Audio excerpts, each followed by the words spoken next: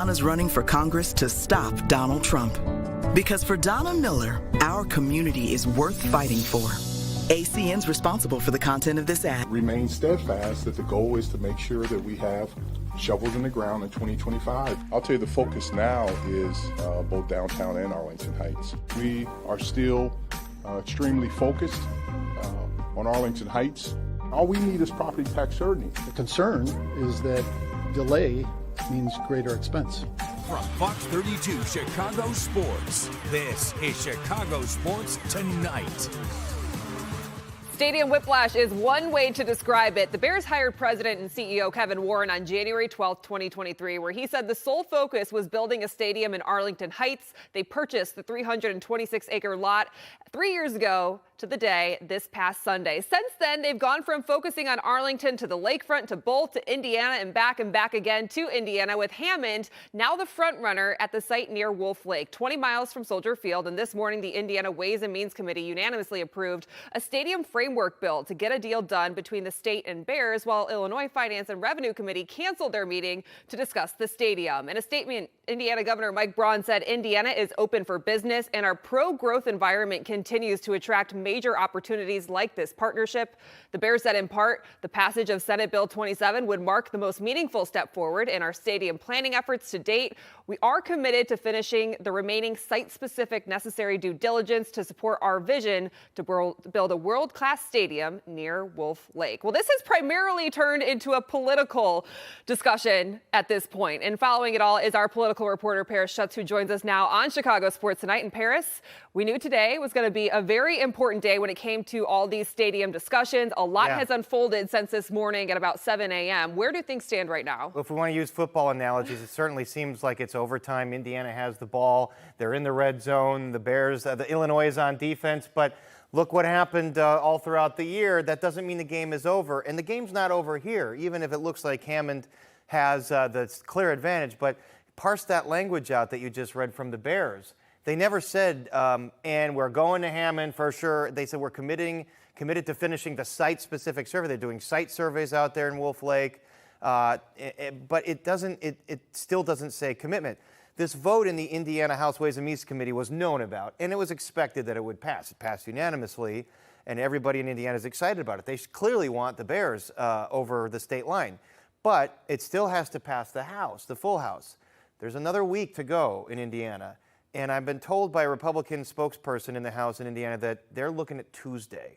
Tuesday is the day that will be passed out of the House, and it almost certainly would be immediately signed by Governor Braun. So it seems to give Illinois, as they kind of collect their thoughts right now, because they're shell-shocked from what I've gathered, it gives them till Tuesday to pass the Illinois bill. And Governor Pritzker basically said yesterday there was this 3-hour meeting between the Bears and lawmakers, and they had an agreement, basically, on what the Bears had been seeking here, which was property tax certainty, which was the ability to not have to pay your assessed value of property taxes, but to negotiate what your payment's going to be so they can have certainty, so financiers will come in and finance the building of the stadium. So obviously, it's much cheaper to go to Indiana. Indiana's offering them a lot, okay?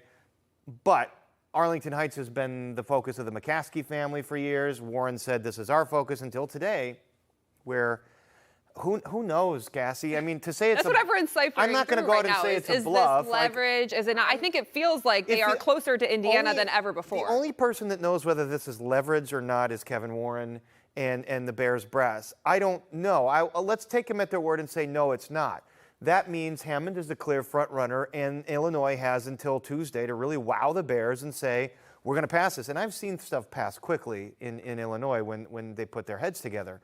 So this weekend is going to be fascinating. Will the Bears meet with the governor? Will they meet with Illinois? Kevin Warren apparently didn't show up to their meeting yesterday. Is there any significance to that? Because that seems to be what Governor Pritzker wanted to hammer home, is that they had this meeting, as you mentioned. He felt like progress was made, but Warren wasn't in that Wasn't meeting. there, and Governor Pritzker interpreted it as like, oh, we're good then. Like, he doesn't even have to be there because we're so close, we're pretty much in agreement. And then he says that the Bears asked them to cancel today's committee hearing, where they were going to take their agreement and go debate it in a hearing, which is what happened in Indiana. This is what happens in any legislative body. And it was the Bears that said, cancel it. Why? I don't know. Nobody really knows. And so I don't think Illinois knows. These lawmakers have not figured out what their next step is yet. That seems to be what it's been the entire way, because it's been the back and forth between the Bears and Illinois. And obviously, years ago, it was Illinois that didn't want the Bears to leave Chicago. Do you feel like that set them back in ways now, and they're paying the price of they didn't want them out of the city, now they don't want them out of the state, so they're playing catch up in that way? Let's look at the timeline. It was the former president, Ted Phillips, that made that deal to buy the land in Arlington Heights. They paid all that money. They own the land. They knocked the racetrack down. Then Kevin Warren gets hired as CEO, and he's in charge. And he wanted to be on the lakefront, and I really believe he did want to be on the lakefront. There was just no way to get it done. They wanted $1 billion in direct subsidies. They had to find a way to get around the city law that says you can't build on the lakefront. So they didn't have that, and then they realized after a long time that it was never going to happen in the city of Chicago on the lakefront. So then he said our sole focus is Arlington Heights, but we need this legislation for quote-unquote tax certainty. And then that wasn't moving, so then he said Hammond. And Hammond and Indiana, they moved quick. They moved, as Governor Braun said, at the speed of business. They had this thing ready to go very quickly. And Indiana moves at the speed of business, says Governor Braun, and we've demonstrated that through our quick coordination between state agency, local government, and the legislature to set the stage for a huge win for all Hoosiers. Is it a huge win for them? It's billions of dollars that taxpayers are fronting to own a stadium for the Chicago, Illinois Bears. So, and how that would work is it would be rent to own for the Bears, correct? And rent to own. And they're taxing it by raising taxes of toll roads, food and beverage, different ways. And you've got problems in the state of Indiana. You've got people in Northwest Indiana that can't pay their utility bills that feel like they're getting shut out. Trying to get some relief, but then it was a unanimous vote in approval. But how well does this really play politically? And it's right on the border. I'm not trying to pour cold water. Obviously, Indiana is a go on this, but it's rent to own, and the Bears keep all the revenues, but they don't. They're paying rent to own. They can, if they decide to retire the debt themselves early. Let's say we're going to give you $2 billion right now. Let's call it a deal. We own now. They could do that. It does seem to be a pretty forward-thinking way of financing a stadium, because clearly the notion of public financing of stadiums has gotten a lot of heat, even though we've seen teams like Kansas City get these sweetheart deals. Economists say over and over again, it does not pay off. It does not give you the economic benefits that justifies all the taxpayer money that you're going to pay for it. You can see those benefits with these billion-dollar organizations paying up front. But this is a way that Indiana is funding it up front, and then over the years, they'll get this money back, but they're taxing, as you said, they're hiking toll roads and things like that to pay for it when there are the toll roads that drivers will be taking to Hammond. Taking to Hammond, or the Sky. Well, the Skyway is you want to sit in line in traffic on the Skyway for 10 hours, paying the $8 fee to go across the Skyway. I'll probably just go surface streets if I'm going to go. There's also the South Shore line. There's a million ways to get there. And you literally can throw a stone to Chicago from this site on Wolf Lake. But it's Indiana. You mentioned Tuesday being a big day in Indiana, making for what you would expect to be a busy week for Illinois. Right. Is there anything Pritzker can do at this point? Yeah. Pritzker has led the negotiations now. And folks might say, and the Bears certainly say, that Pritzker was a hurdle. He wasn't acting quick enough. Now he is. And so, sure, he can talk to the Bears, and he's the state's chief executive. He can say, what do you want? What do you want us to do? Do you want us to get together tomorrow and convene the General Assembly, or let's do that? I don't know. I don't think they know what their next move is. Interesting. You used a football reference at the beginning of this. A lot of people are using football references describing how close Indiana really is to getting the Bears. I saw one that they're on the half-yard line. They're not on the half-yard line. They're a tush-push away. They're in the red zone. They're in the red zone. Okay, so the red zone is further than a lot of people. Further than a lot of people, or you might need an onsides kick. They might score. You might need an onside kick and a toss to DJ Moore for a last-minute thrilling victory. So the win percentage is what? Illinois is still in play? It's of course still in play, and they kept saying. Look, notice they said in the statement they still have to do the site survey. That site, it's built on slag. There's environmental remediation to think about. And I don't know how long that survey is going to take before they're ready to say, okay, we can build a mega development on here. That might take a long time, and it's like signing a free agent contingent on them passing a physical. That's what it is. We know the Bears have done that before. It has happened, right? The Bears, who did they sign? They It didn't was pass a like physical. 4 years ago. And they had to let him go. Yep. Yeah. So all those things are in play. All those things are part of this. Paris, it's been a busy day, so we appreciate you taking the time to explain it Always in fun. sports terms as well. I'm so happy to be on a sports show with you, Cassie. We appreciate you. All right, we have to take a break. When we come back, we check in with the Score's Matt Spiegel to get his take on the stadium and how it reflects on Kevin Warren. That's coming up on Chicago Sports Tonight.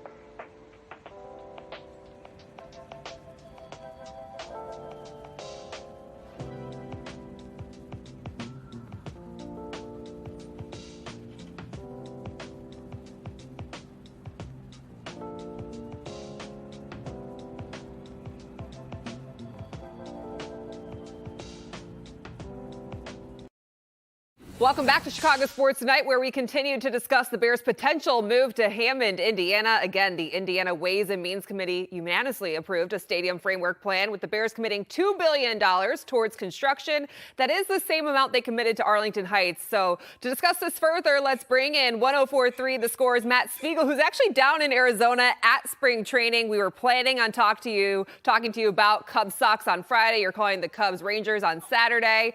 And then we all wake up and there's some new stadium news. So you wake up in Arizona, and what's your reaction to all this, Speaks? My first thought, honestly, is we have been setting this up for weeks. It's like the highlight of my year to come to Cubs camp and be embedded for a few days and talk to people on and off the air and learn everything. We got all kinds of guests set up. And are we doing 4 hours of the Bears have dropped the Indiana bomb? That was my thought process this morning. And I'm calling the boss and I'm like, all right, so we're just not doing any Cubs? What are we doing? Because honestly, that's the feeling around media. And I think it's probably relatable for viewers to think about it that way.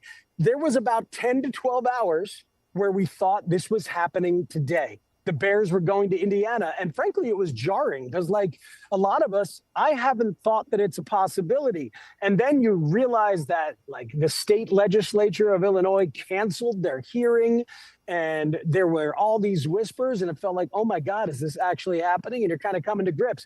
And then the Bears put out their statement, which I know we will discuss, and it's been a slow and kind of inexorable walk back to where we've been.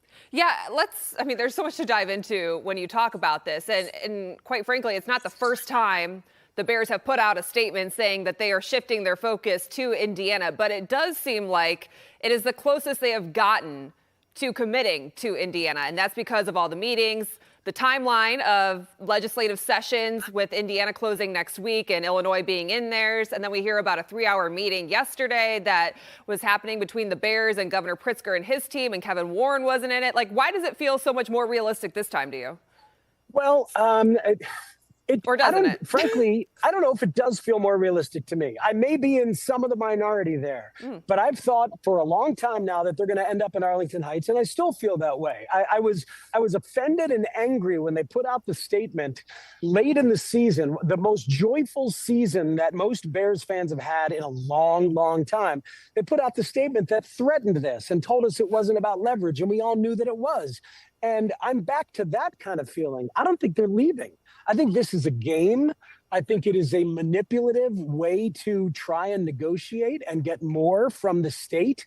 And I think that the governor and state legislatures are annoyed and angry at this. And in fact, I know they are, because for the past 6 weeks, there have been direct and honest, forthright conversation about getting a deal done that makes sense for everybody, which is the Bears to stay in Illinois on the piece of property that they paid almost $200 million for and own.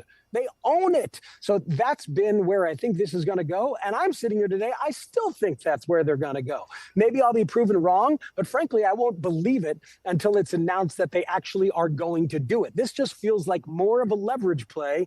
And it's kind of embarrassing, to be honest. It's like maybe this is the way that the game still has to be played. But, you know, there's something to be said for honest and direct communication, and that's what's been going on. And today, this is a bomb of sorts into the negotiations. All right, you just used the word embarrassing. Is it embarrassing towards Kevin Warren and the Bears, or is it embarrassing towards the legislators in Illinois who, for 3 years, they've tried to keep the Bears in Chicago, so they blocked it initially from going to Arlington Heights, and now they're coming and saying, all right, now let's work on something? I think it's embarrassing to the Bears. It reminds us of what the Bears have been for decades and decades and decades. They botched the Soldier Field renovation. They didn't put enough seats to even host a Super Bowl. They made it look like a spaceship got dropped into Soldier Field. Getting in and out of Soldier Field is still an absolute disaster. They lost their landmark status when they did that in the 90s, and the taxpayers still owe hundreds of millions of dollars on it. They have been a very poorly run, dysfunctional family business for a long time. This football season was not that. We all started to feel the sense of pride of having a first-class football organization with a coach that really changed everything. This is a reminder of how embarrassingly they do things. They've wasted 3 years. They bought that property 3 years ago, and they've wasted these years of potential progress and furthered things along. They told us they were going to get shovels in the ground. They don't have shovels anywhere near the ground. They told us all kinds of stuff. Kevin Warren fell in love with the city and had a dog and pony show on Soldier Field with drawings of what could be there. That was never going to happen because of Friends of the Park. So they've botched it every step of the way. Even if they're just successfully using leverage now, it's ugly, and it feels reminiscent of all the ugliness we've seen from the organization. Yeah, we were building our open to this show, and we were going back, and I was like, let's pull every single Kevin Warren soundbite that we have when he referred to the stadium. And it started back at his introductory press conference where he was asked point blank if that is the sole focus. And he said, that is the sole focus, is Arlington right now. And then it shifted every 6 months almost, it seemed like. All right, it went from Arlington to Arlington and the city, to just the city, to back to Arlington, to let's maybe now welcome in Indiana, which he has never said on camera, which we found interesting too, that all these Indiana references have all been in statements that he's released throughout different points of the year. And I think now, I just reference back to when Kevin Warren was hired, and he was hired because of his experience that he had in Minneapolis with building US Bank Stadium and bringing that to life. And now I feel like he's been here for 3 years, and he has created this legacy of no stadium. He really has. And I think there was a lack of understanding of how Illinois politics work. Making friends with the mayor is not a ticket to making friends with the governor. We've known that forever in this city. Chicago is a different fiefdom than the state of Illinois. And it felt like Kevin didn't realize that.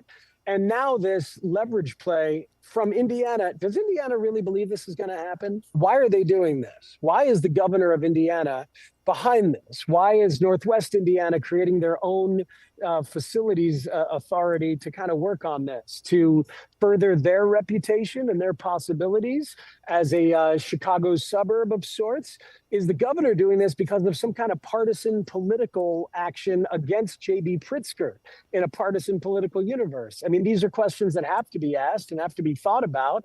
And meanwhile, Kevin Warren has floundered. He's floundered and gotten closer I was felt really good about the way this thing was going over the last 6 weeks. And then this is a bomb that was dropped in and has really annoyed Illinois legislature and the governor. And now the question is, does the governor call the bluff? How tough does J.B. Pritzker want to talk? Is he okay with being the guy that lets the Bears go and says, you know what, screw this? So now, forgive the language, but now we're back to human stubbornness, Cassie. Human stubbornness getting in the way of sensible conversation to keep the Bears in Illinois. I just had a conversation with your colleague David Haw yesterday about how politics is so similar to sports in all these different ways because it's drama on the field, it's drama behind the scenes, and we are literally seeing this play out and intersect in real life. How do you think George Halas would think about this? Because he once said that he wanted the Bears and saw the Bears in Arlington, and this is a charter franchise that is built on legacy. Yeah, no, it feels like a manifest destiny of sorts to have the Bears end up in Arlington Heights because 1971 is when George Halas brought it up for the first time. I don't believe in my heart of hearts that George McCaskey wants to be known as the guy that let the Bears leave Illinois. Me either. I don't think he does. So, this is a guy who would have to live with that and own that and wear that in the face of his grandfather's legacy. And that's part of why I don't believe it's going to happen. So I think George would understand if this is all part of the negotiation, and perhaps it is, and we'll look back on this as just another noisy and ugly moment in the negotiation. I hope and kind of believe that's what this is.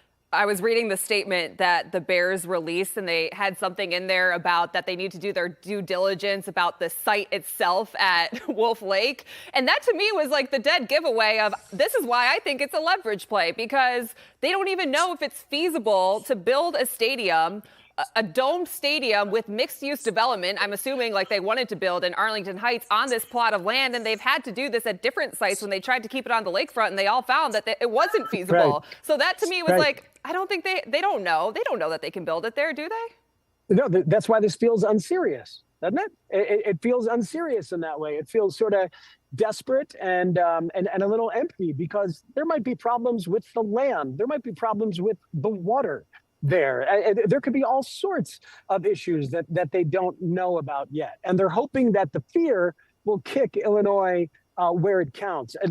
The good thing, I believe, is that they're not looking for several hundred more million to go towards overall the stadium money. I think this has now become somewhat about the Illinois legislature's desire for the Bears to have an affordable ticket price, or at least portions of affordability. It might be also about the tax breaks and the tax certainty. I'm hoping that that's the case, that we're dealing with other things that are on the table than this idea of whether we own or rent, and you're building us a stadium with the lease to own system or not. Yeah, we know in Illinois the Bears are searching for tax certainty. I think something else that people keep wondering about this whole stadium thing is that the Bears are valued at $8.9 billion, but the McCaskies don't have that in liquid assets. That's their asset. It's not liquid. So they don't just have nearly $9 billion to go out and spend and build a stadium or whatever. The pride and joy of Illinois is what the Bears are referred to.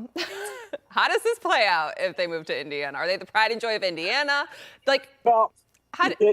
What's funny is that Go Cubs Go, as I speak to you from Cubs camp, says hear them all on WGN.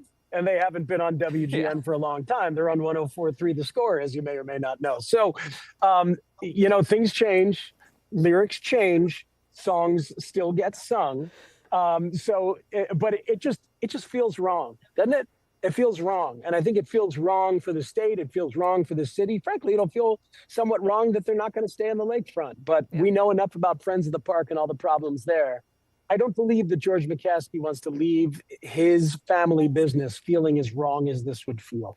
Maybe that's naive, but that's what I believe until I see otherwise in terms of proof. I'm in the same page as you. I think the question I keep getting asked, which is from like the sports side of things, is logistically, like when the Bears go down to Soldier Field, they stay at the team hotel the night before. All the players drive down their own cars. They drive their own cars to the stadium. And part of this is, all right, are they going to drive an extra hour from Hallis Hall all the way up in Lake Forest to Hammond, Indiana, which is 19 miles from Soldier Field, which is another hour, and it's going to take them 3 hours to get there in a very time-valued business?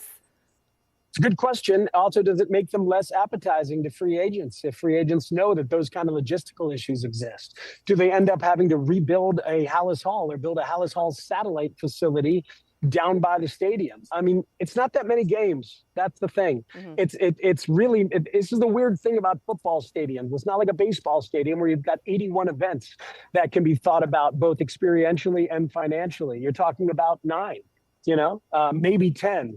If you include all the preseason stuff. So, maybe they'd have to find that way. To me, it doesn't feel plausible. It doesn't feel plausible overall, but I've seen money talk loudly. I think I have the same reaction, I guess, if it were to move to Indiana, say that's the case. I would have the same reaction, I guess, to when we saw the news earlier this week that they were raising the average season ticket package price 13.5%, that Bears fans will show up. But do you not agree do you think that fans are just going to be like, I don't want to go to Hammond, Indiana. It's not really appealing to me. Or are they going to show up? They're going to sell at the stadium. Well, I don't know that some of the North Shore fans are going to find a way to get there, but maybe they will. And that, I'm sure, is a sizable portion of a clientele that can afford to go and does go. But they'll pull from other places. I'm sure they'll pull from all over Indiana, and people will find a way for their 1 to 2 moments of going there and getting it. And maybe a lot of season ticket holders will keep their tickets and not go as much. They'll sell them off. And if the Bears get bad, you'll see an empty stadium in Indiana, where you very rarely see in Chicago, because at least you're still in Chicago and you're on the lakefront. So yeah, it could turn ugly in a number of ways. All right, our producer Joe today added this little note that he wants us to talk about, or just mention. The Bears are not the first NFL team to call Hammond home. It was a charter member of the National Football League and home to the Hammond Pros, which George Halas played for briefly until they folded in 1926. Did you know that? I did not. This is why the Lord invented Joe today. Exactly. Thanks for taking the time out of spring training to talk a little Bears Stadium drama, saga, whatever you want to call it. Unbelievable. Bears talking in the Arizona sun. What is the world coming to? Have a great weekend and a great call on Saturday. That's going to do it for Chicago Sports Tonight, wrapping up a busy day in Bears Stadium developments. We will keep the conversation going tomorrow on the debut of Season 2 of the offseason. I'll be joined by the Athletics' Dan Weeder and Bears analyst Tom Thayer, where we'll also, of course, talk about Caleb Williams on Max Crosby's podcast, offseason moves, and preview the NFL Combine at 6 o'clock on Fox Local and 9:30 right here on Fox. We'll see you then.